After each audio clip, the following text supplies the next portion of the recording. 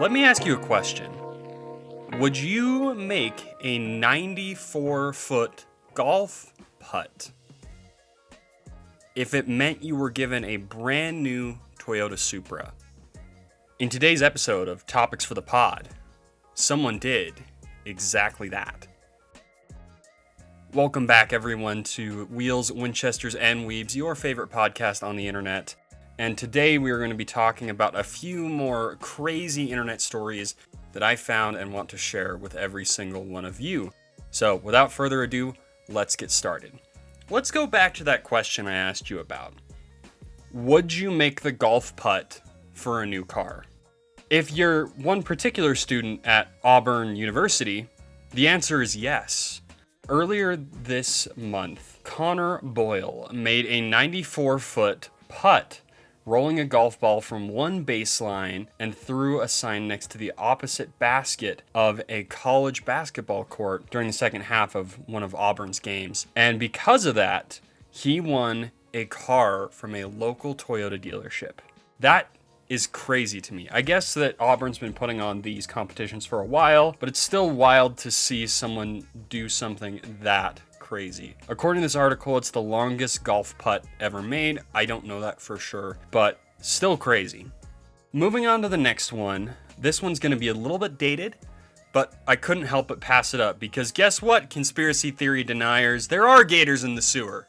In Florida. As it turns out, even the sewer system in that particular state isn't safe from Jurassic Park 2024 because last May, a group of road workers using a robot camera to look at a sewer pipe found a 5-foot gator hanging out in the slime. As gross as that sounds, the gator didn't seem to mind. And honestly, I expect nothing less from Florida at this point. I have another question for y'all. How small does a car have to be before you wouldn't be comfortable sticking a cow in it? According to one man in Nebraska, a modified 1996 Ford Crown Victoria has plenty of space, especially if you cut half the roof off and weld some cattle fence onto one side. When the cops in Norfolk pulled over this oddball of a driver, they discovered that the driver had been transporting Howdy Doody, a 2,200-pound bull, to a parade in Nebraska. I don't know about y'all, but I don't think a bull could ever pay me enough to stuff it into a Honda Accord and take it to a parade, but that's just me.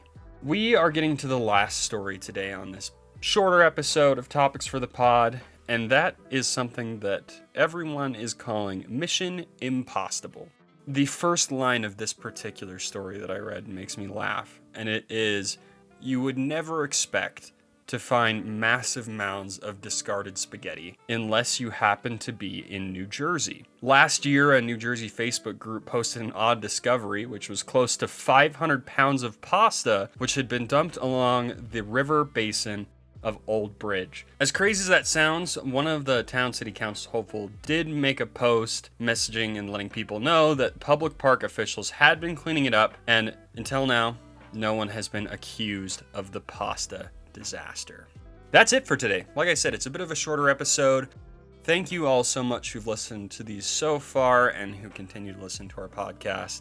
We have not forgotten our promise to you about the anime list episode. It will be coming up sooner rather than later. I will let you all know when it is getting posted. How'd y'all think I did? Did you like the stories from this particular episode? Are there other stories you want to hear about? Are there other areas of the world that you want to hear about?